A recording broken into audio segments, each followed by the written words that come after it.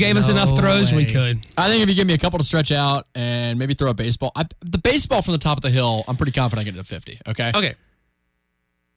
Wait, more importantly, as it pertains to college football, do you think, how far from the top of the hill do you think Trevor Lawrence could throw a football? Well, we had this conversation about us throwing a football, I know, a while ago, but Trevor Lawrence? If I stay with my prediction that it's 30 yards, if it's like, I'm going to go, it's 40 yards from the top of the hill to the front of the end zone, and then let's say he can throw it another 40 to 50, I think he could get it to midfield from the top of the hill. Top of the hill, that's about 80 yards. Based on your estimation, that's 80 to 90 yards. You really think Trevor Lawrence can throw a football that far? I got a 40. A football? Or a golf ball? A football. Patrick Mahomes throwing 80 yards is an anomaly. So that's a flat 30 surface, to 30 to 40 yard line. 30 to 40 yard line. I would give you the 30. We would for not sure. make it past the 20. None of us would make it in a past the 20. football, definitely. Oh, not. no. I'd barely make it through the goalpost. Yeah. No, yeah, absolutely not. I like to text in from the 864, just riveting. One word, riveting. I'm pretty sure that was sarcasm, but either way, we've enjoyed the conversation. That's all that really matters. That's going to be tonight's show poll. Tweet at us. How far can you throw a golf ball? You can throw a golf ball. And I guess we'll post it here on Twitter after the show. If you were standing at the rock at the top of the hill, how far would you be able to throw either a football, baseball, golf ball? I don't care. Right, just say what you're throwing. Here's a better question. How far do you think you could hit a golf ball from the top of the hill? Do you think you can hit it over the stadium? That has no relevance at all. I'm I can just hit a curious. golf ball 300 yards regardless of where I hit it. 300? You can hit a golf ball 300 yards? Yes, with a driver? Yes. That's honestly pretty impressive. How far can you hit a golf ball? Not that long. Well, your stance Definitely is not there. Well, again, remember, you're playing with golf club, like your stance and everything is out of whack. And yeah, I mean, obviously losing probably 50 to 60 yards. If you hit it straight, most golfers can hit it at least 250. Do you think you could hit one over the stands though, over the Oculus? That'd be a lot of height. No, not over the Oculus. No, from the teeing hill. off on the top of the hill. Teeing off the top yeah, of the I hill. could probably get it over the Oculus. Over the whole Oculus? thing, like the tower. Well, let's itself. say it's 175 yards away, right? I think that's probably on the low end, but sure. Well, I think it'd be closer to at least 200. At least 250. The Oculus, yeah, 250. Because from the back of the end zone to the back of the end zone is 120 already. I You can hadn't hit even it gotten to past sweet the level yet. Oculus. I don't know if I could get it, I guess, quote unquote, over the Oculus. You think But I you can could hit it snipe past. somebody into West End Zone club level? No, I'm not going to pretend to be that accurate. That'd be I'm a more good accurate shot. You could both take one of off the you. top of stadium suites. And You get could it over put there. one in It'd the be really club impressive. level with a golf ball I've from the top of always, the hill. you know what That's I've for always wanted to do is tee one off of the top of Core campus and hit it into the stadium. I've always wanted to do gosh. that. That would be fantastic. Go on the top of Harkham. Yeah, I could Throw do it back that to too. freshman year. That would be There a- you My go. dad texted me. He said he could roll a golf ball to the bottom of the hill from the top. Clever. I said That was that makes two of us right there. That was clever. I could do that. I just, there's no way you could throw that golf ball 60, 70 yards. I've Bradley. never There's no thrown a way. golf ball, so I'm kind of curious. I'm trying That's to what like I'm picture. telling you. It's I'm trying not- to picture holding it. You would have to hold it with your two fingers, like up here. You gotta hold it like a baseball. You would not hold it in like Like the arm palm. strength wise, I'm pretty confident I could get it there. But like holding the actual I'm golf telling you, ball bro, itself, because it's lighter than a baseball or even a tennis ball, you're not going to be able to throw it as far. You're just not. But golf balls are made for aerodynamics, though. Like they're made to they're fly. made to fly. Exactly. Not, So if I throw it high enough and put it in orbit, that sucker's gone. not like a baseball. The Give me one of those baseball fits nitros. perfectly. Baseball fits perfectly in like the palm of your hand, and you see those guys on the TV, MLB. They're chucking it the whole length of the baseball field. Yeah, but the baseball's not made to go much farther than that, though. Golf ball's made to go 3 times It's as far as also a If baseball I gave is. a golf ball to one of those MLB guys on the TV right now, they would not be able to throw it as far as a baseball. Guarantee you. Yeah, but not Guarantee you. more than halfway though. I would assume. Yeah, Sure, but they're MLB pitchers and you're not. So I don't. Pitcher could throw it faster than I could. How course fast do you? Never mind. We're getting way off topic with 84. baseball and golf, and 84 in case you were wondering. that's how fast you could throw a baseball. I Well, how think fast you 84. could throw a golf ball was going to be my See, I question. feel like I could throw a golf ball a lot harder than a baseball. No. Absolutely. No. You just mentioned No. the struggles with the grip, though. If you can't grip that thing right and it slips out of your but hand, it's so much lighter. I mean, that's like throwing a wiffle ball. I don't know. I There's still think it'd be no- tough. It's light. I think it'd be tougher to pitch a golf ball than a baseball. Oh, well, for sure. accuracy wise, but speed wise, I'd be I throwing bet the it- ball in the 90s. You think A golf maybe. ball? Absolutely. What about this text we just got from 864 saying that he hit a golf ball? This is a true story. Hit a golf ball from Stadium Suites, from the roof of Stadium Suites into the stadium. Wow. Has no idea where it landed because it was dark. See, I think this is something we need to do before we graduate. Just because at this point How we're long already has on our Stadium way Suites- out. How long has Stadium Suites been up? A long time. Oh, speaking of which, that was another thing that happened this weekend. Stadium Suites, Douthat Hills, and Core Campus all got renamed. Did y'all see this? I did see After you told me about it. after I think members of like the board of trustees. Yeah, you said it was like Michael something. That was the last name. I have or- no idea what the names are. I have Yeah. no idea. So, something about they're renaming Core, you said, and then Stadium Suites to a lot of the recognizable, I guess, names or people that have donated a lot of money in the past. Yeah, I think there was something involved there, but no longer Stadium Suites. something else. I think it started with I an like M. that name, though. It was very fitting. I mean, I don't really had really no care relevance or anything like No, that, but yeah. I thought it was still pretty fitting. That's if you can get that thing to happen where we can go out there and test how far we can either throw. I'd love to be able to I'm hit so that. darn curious now just to see what kind of points we can prove by doing it. I'm determined to make it happen one way or another. There might be an exchange of chicken wings involved, but Or maybe a trip to, what was it? What was that place down in Greenwood? Oh, Miss Ann's fried Miss Ann's fried chicken. We still haven't made it. We have to do that before we graduate. Greenwood, that's where Jack is, That's where Jack's gonna is work. working Exactly. this summer. Yes. He's working for Colgate down in Greenwood, so we'll make a Like the trip down there. toothpaste company? The toothpaste company. Sweet. Yeah. So Proud of Jack. once you finish your chicken wings, you You can go go get some toothpaste. brush your teeth, and come on back. Oh, man. So what I'm hearing is the three of us have a date scheduled for throwing golf balls and eating fried chicken. What a man's day we've got planned. Man. Maybe we can hit some golf balls. I in there, can't too. wait. This has got to be the most off-topic show we've ever had. We've had a couple. Why haven't all shows been like this? This is like I'm grinning from it's ear like to ear right now. I don't even know April why. Fool's show. Like, this is just bizarre. Well, all right, if you're throwing a golf ball and you're aiming for maximum distance, what brand golf ball do you choose? Because I know all golfers have their preferred brand of golf I would throw ball. a Bridgestone or a Wilson because they're a little bit. Give me one of those noodles. Oh my I gosh! could chuck You a would noodle. throw I think I'd take a pretty top far. flight. Noodle. Top flight. I like top flight. That makes sense. That's a good name, right? Yeah, perfect for it. Somebody from the A64 text and says video or it didn't happen. Hey, listen, I guarantee if it happens, we will take I a guarantee video. you we will take a video And it of will be on Twitter, Facebook, and Instagram. It will be on every And I will get social the end media video when platform. Jay is crying when he knows we got it to the end zone on the Not other a side. chance. No way. Now, man. the more I think about it, the more I think probably from the top of the hill, I couldn't throw any No. sort of ball to the other end zone, but No. I'm getting more and more confident in my ability to get past the 20-yard line. So you think? I think that's a pretty fair measuring stick. If you could throw it, because I would say that it's probably a 60-yard throw to get to the 20. 50 or 60-yard Yeah. throw to get to the 20. That would be impressive. I mean, I'd be happy with that. I would too. I think I can get past that though. I'm pretty confident. I Says could. the man who's never thrown a golf ball. Could you throw a frisbee all the way down to the other end? Yes. Do you think you could? What Yeah. is? How are those related at all? I'm just curious. Do you think you could throw a frisbee from the top of the hill all the way to the Yes. other side? Yes. Do you think you could get it to fly that far? I don't Oh, think yeah. I could get it with because when I Well, throw a I frisbee- know there are people who could do it. Like yeah. I know it's most definitely When possible. I throw a frisbee, it kind of leans a little left, so I think I would lose a lot of distance with the curvature. But I think I could probably get it further than I'd get a golf ball. If you probably if say I threw it just right, yeah. I know for a fact it would be possible from the top of the hill to throw a frisbee all the way to the other side of the field. I don't know if it's yet possible to throw a golf ball See, that far. Steve just texted in. He said, "You guys, talking to both you, are going to be surprised how difficult it is to get any distance out of a thrown golf ball." Thank you, Steve. Thank you, Steve. Maybe I'm just thinking about You are- speed wise you because are- I know I could throw a golf ball a lot harder You than I are could throw a baseball. overestimating this, man. Not at all. Yes, you like are. Evan said, golf balls are meant to fly. Dude. No. If I can- It's because it's not as big and not as heavy as a baseball. It's harder. I'm serious. It's harder I for can throw you. a rock pretty darn It's far. at the harder beach. for you to grip, and you're not going to be able to throw that thing 80 yards. Maybe you couldn't, but I'm pretty confident I could get it out there. What's the actual bet here? What do I have to get it past?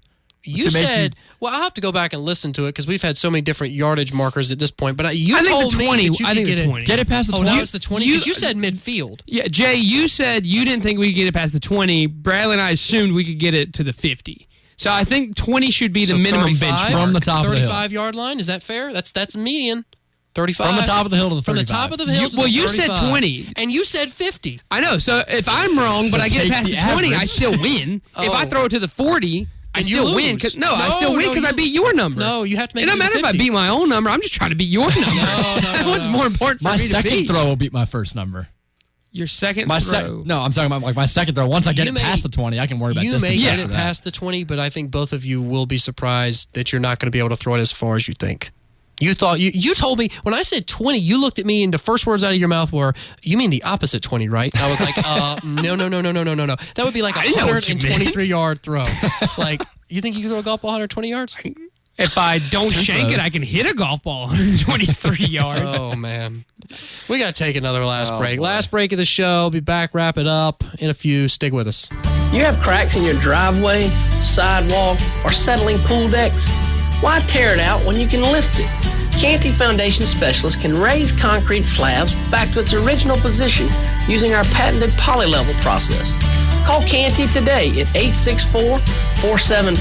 864-475-1671. Don't replace it, raise it. 475-1671 or visit us at cantyfoundationsc.com. Everyone has someone in their lives that could use a little surprise, a little pick-me-up. You want to deliver those smiles, but who has the time? School, work, and more. Try Urban Nirvana's online gift certificate. Buy and print it right from your own computer. A great way to treat your wife for making all those tailgate preparations, your college student for all the hard work, or mom, just because. Online purchase and print from your computer. Only at urbannirvana.com. Why Gold's Gym? There's only one place where coaching fitness has been a part of our DNA for over 50 years. We've been delivering results and transforming lives longer than anyone else. There's only one place that fosters a true community of support, where change is experienced every day. And when real change happens, we all feel it. Our team, our coaches, and most importantly, our members. Join Gold's Gym with zero enrollment today. Visit goldsgym.com/no enrollment to learn more. Valid with select new memberships at participating locations only. Commitment may be required. Offer ends April 30th. Are you missing out on life's enjoyments due to yard work? Skag Power Equipment from Landscaper Supply can help. Skag lawnmowers boast power, speed, and performance to help get the lawn cut fast so you can save time and your yard will look great. Lawn care pros have relied on Skag mowers and debris management equipment for nearly 40 years, and now so can you. Skag has a full line of commercial and residential mowers and blowers, so you're sure to find the model that's right for you at Landscaper Supply, Highways 8 and 81, Anderson. The Anderson Area Touchdown Club honors Clemson football player Kendall Joseph at their annual awards banquet on April the 8th at the Anderson County Civic Center. Awards will be presented to the player and coach of the year selected from the Anderson County High Schools. Former Tiger Perry Tuttle will be the guest speaker, and Danny Ford and Hunter Renfro will be in attendance. Advance tickets are $20 for adults and $10 for students and can be purchased at Dillard's Sports Center on Whitehall Road or Grady's on Clemson Boulevard. We're here at the Trane Heating and Air Conditioning Testing Facility to see how unstoppable their products really are. All right, well, I don't like this one at all. Okay, inside this climate chamber, it's raining incredibly hard on this Trane AC unit. It's 5 to 6 inches of water an hour, actually. Apparently this room also does icy rain, but I'm definitely not sticking around for that. I'm completely soaked, but this machine doesn't seem to be slowing down at all. Clearly, it's hard to stop a train. During the Trane Unstoppable event, now through May 31st, buy a qualifying Trane system from Pittman Heating and Air and choose special financing for 48 months, or up to a $1,000 trade-in allowance on a qualifying new Trane system. Visit pittmanac.com or call 864-606-3769 for complete program eligibility, dates, details, and restrictions. That's pittmanac.com, subject to credit approval. License number M1646. Trane, the most reliable heating and cooling brand. Lowe's knows you'll do spring right by saving on everything you need to get your garden growing. We do it right too, with incredible deals to help you save during our Spring Black Friday sale, like Bonnie vegetable and herb plants, 4 for $10. And for a clean-looking landscape, pick up 5 bags of Scott's mulch for just $10. Whatever's on your spring to-do list, hurry in and save during our Spring Black Friday sale. Do it right for less. Start with Lowe's. Offers valid through 4/17, not valid on Alaska or Hawaii. Bonnie offer valid on 19-ounce pots. See store for details, U.S. only.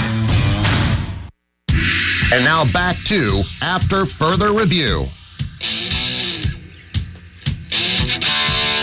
Welcome back to the show. Last segment. How far do you think you could roll a bowling ball from the top of the hill? Whiz, man. Well, mass times velocity. Yeah, I was about to say.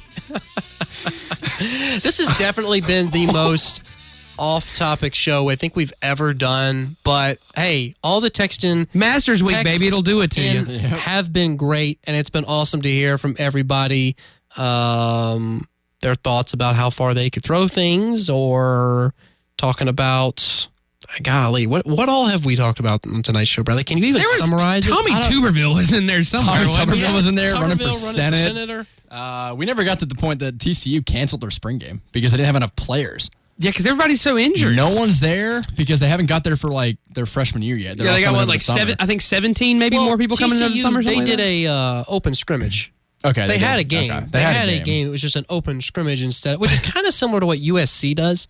They have they call it a spring showcase. It's not a spring game. It's a very showcase. Yeah, haughty. Which was this is Jake Bentley's what 11th? I will say 11th spring game.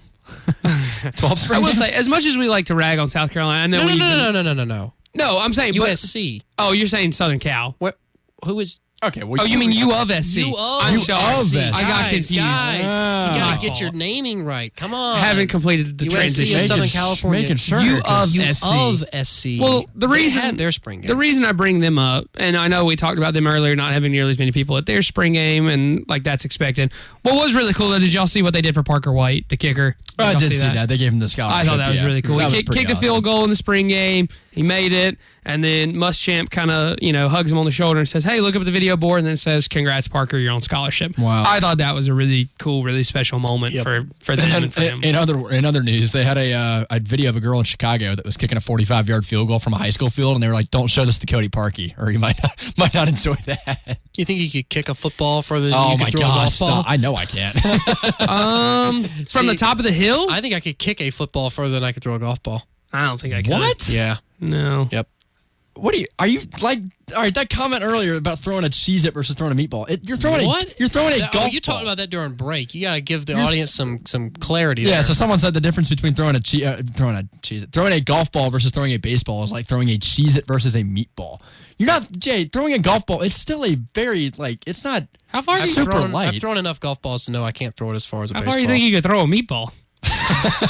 Like, does it have the tomato sauce on it? Is it a plain meatball? Is that some turkey cheese? meatball? We're off topic. It's actually from the 864. Is it a Is it stuffed frozen? meatball? A stuffed meatball? Oh, one of the giant ones? Oh, a jumbo meatball. Those Is are it frozen cool. or cooked?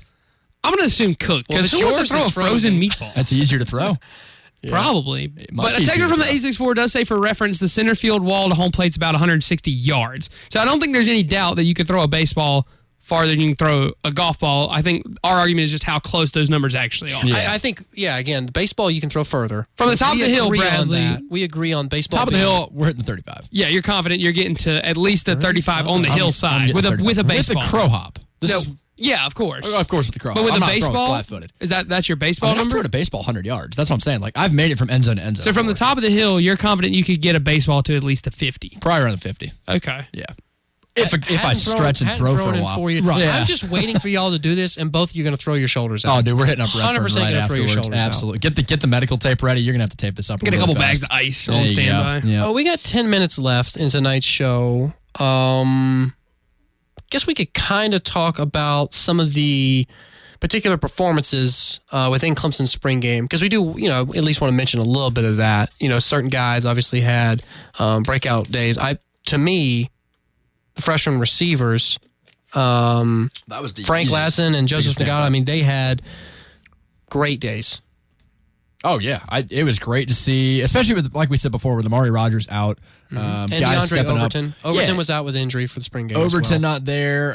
One of my biggest stands I thought was Darion Kendrick. He played all over the field. They put him at cornerback, wide receiver, and he returned kicks, which I think is huge because we talked about this last week. Who's going to be the one to replace Well, you've got depth, Rogers and Hunter so you Renfrow? might as well try it out. Even Sweeney. What better time? Well, Sweeney got some returns in there at punt return, which was awesome to see. I think the freshmen that we saw last year, their ability to make such an impact, especially at wide receiver, that has greatly impacted, I think, Frank Ladson's and Joseph Nagata's confidence. They know that they're going to get targets, and if they're good enough to make those kind of catches, they're going to get playing time. I think that's huge to see. Clemson's, we knew they were wide receiver you before him, but I think now it's even more obvious than it was before. Does it not scare you? Put yourselves in the shoes of a defensive coordinator or a defensive player for a team that Clemson has to face in the fall. And let's say you use film from the spring game just as an excuse to watch some film on Clemson, maybe start some super early scouting. How much does it worry you to watch those guys be as successful as they were and know that there's really no weak link on offense? It worries me that already lot. Trevor Lawrence is the quarterback, and now he's got this many toys to play with on the outside. No, scratch that. Not only do you have Trevor Lawrence, but you have a guy in Chase Bryce as your backup. Who would be starting for your team? Would be starting at exactly at a lot of other teams. Like Chase Bryce is a proven winner, and I'm worried about Trevor Lawrence, but I'm just as worried about Chase Bryce. It's not like if Trevor Lawrence goes out, everything's going to fall apart for Clemson, which I think is kind of what we were worried about. Remember, if you think back, I know it seems like a decade ago when Kelly left and we were worried that Trevor wasn't going to be able to, if he went out, like what would we do? And then that situation happened and Chase came in and saved the day against Syracuse. But you don't have that fear anymore. And you didn't even see the running backs in this game featured very much either. I mean, we saw a few carries here and there, but you didn't see much ETN. You didn't see much of ETN. 54 total rushing yards between both squads. Oh yeah, I mean, Clemson could strictly be a passing offense and still Not be what you want. Not what you want, but it's possible. They very well could. And then, if they were able to somehow stop all the wide receivers on the outside, you got Travis Etienne in the middle to give it off to. Yeah, I was thinking about this earlier today as I was listening to, I want to say it was probably Brad and Ben, and they were just kind of hashing out different aspects of the spring game. And they were, of course, highlighting the freshman receivers, and they were kind of going, position by position in terms of on the offense, going, okay, who is the weak link on this offense? And if Braden Galloway at tight end gets cleared to play, there's not one. Because you can't say, all right, if we shut down T. Higgins, then that's going to force him to throw it to, maybe Frank Latson. Well, that doesn't really help you because that's still a 6'4", 5-star recruit. You say, okay, well, let's say we limit the passing game and Trevor Lawrence. Well, then you've got a guy who averages 9 yards a carry in your backfield and Wayne Gallman. That doesn't really help anything either. So if I'm a defensive coordinator scheming against Clemson, I don't know where to start. I'm not sure what single element of this offense I need to target that would help the dominoes kind of fall, and then I would realize that would be the secret to stopping them. I don't think there is. I think if you catch Clemson on an off day, they're still going to beat you. And then you say, okay, well, how about we just try and get more pressure on the quarterback and break through the offensive line? Well, first off, we've got a pretty solid offensive line. And second off, did you see that throw that Trevor made on the run to the sideline? I mean, and the catch to go with it. And the catch to go with it. It doesn't even matter if you've got. Yeah, you bring extra guys, you put extra guys in the box, and Trevor's going to burn you with those receivers. Oh, absolutely. And you take guys out of the box all day. You take guys out of the box. We run enough RPOs or just straight up run plays that you give the ball to Gallman, and you're eating up yards that way as well. And on the so you're darned if you do, you're darned if you don't. And the depth at every position means that even when those star players go out, there's somebody that's just as good coming in off the bench. Exactly. Clemson rotates players like no other team I've seen in the country. One of the best in the country at doing it. Everybody in. And that's just why we're so prepared for such high turnover. What we have on the defensive side of the ball and the offensive side of the ball. People leave. We've got guys that had experience last year to jump right in and get ready to play. So when I was watching the game, one of my first observations, and initially I thought this was a bad thing, and then the more I thought about it, I realized how good of a thing it was that it took a while into the game for me to hear T. Higgins' name called. Like, there were several passing plays that, the announcer will always say, caught by whatever or intended for whoever on the play. Well, I heard Frank Latson's name, obviously, heard Joseph Ngata's name. It took a while, like several series in, before I even heard T. Higgins' name mentioned as being the intended receiver or the ball, the receiver on the play. And at first I thought, well, man, we're not getting him involved enough. Like, we should throw the ball to T. Like, that's our number one guy. And then I realized, wait, we don't have to. Exactly. It doesn't matter that much. Like, it does. Like, obviously you want to get the ball to your best playmakers, but and he's certainly one of them. Experience. Yeah, but if it's Justin Ross or some freshman wide receivers or even Will Sweeney, I don't care who's catching the ball because I know the guy throwing it is doing his best every single time. And no matter who ends up catching that ball, they're going to do good things with it because they're a good player. I think that's incredible because Clemson's had 9 receivers go in the NFL draft the last 6 years.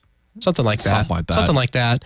And when you look at, because, Clemson's had a lot of great receivers, and instantly, after this is the first time we've seen Ladson and Ngata in action. You're already drawing parallels to Mike Williams or Hopkins or Watkins or any of the other stars that we've had in the program over the last decade. Well, it just goes with the culture. I mean, that what we've seen in the past, coaches can coach these kind of guys that have this kind of talent and have these assets, and they can make them into these all American like talents. The consistency in the coaching staff is key. It's huge. That is key. Yeah, very big. Something else that I noticed just the other day that I kind of had to stop and make sure I wasn't dreaming was that, we talk about guys like Sammy Watkins, like Nuke Hopkins, like Mike Williams. And for me, in my head, like, those guys are synonymous with Clemson football. Like, that's a name that I recognize. That's a name I'll never forget. Like, that's a name that automatically goes with Clemson.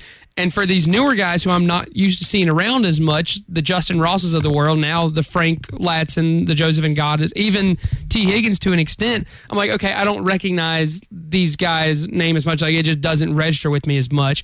But then I realized, okay, within the next 5 years, after these guys have graduated and made big names in the league, it's going to be the same. Yeah. I'm going to consider... Or for a 13-year-old, It's Yes. going to be, oh, wow, I grew up watching these guys. I remember watching, because before I was here, Frank before Latz we were and come from students, Clemson. we watched Sammy Watkins have one of the best freshman seasons of a wide receiver ever. And that was we 2013. That was 6 years ago. I know, and Nuke Hopkins on the opposite side being an absolute physical specimen, and like those were guys that I was excited about. And you've got for people Clemson. out there, fans that are in their 40s and 50s, and they can name twice as many receivers that we can easily because their experience isn't just limited And I thought to it was interesting. the last 5-10 years. I thought it was interesting, too, when I was watching the defense play and seeing somebody else that was number 90 not named Dexter Lawrence. I mean, just give it a couple years, number 90 is going to be synonymous with another star player. Or there was another number 13 out there, too. I don't know if you noticed that. Exactly, and I forget who it was, but he was another short white guy, and I thought, here we go. Let's start the cycle again. Because, it started with,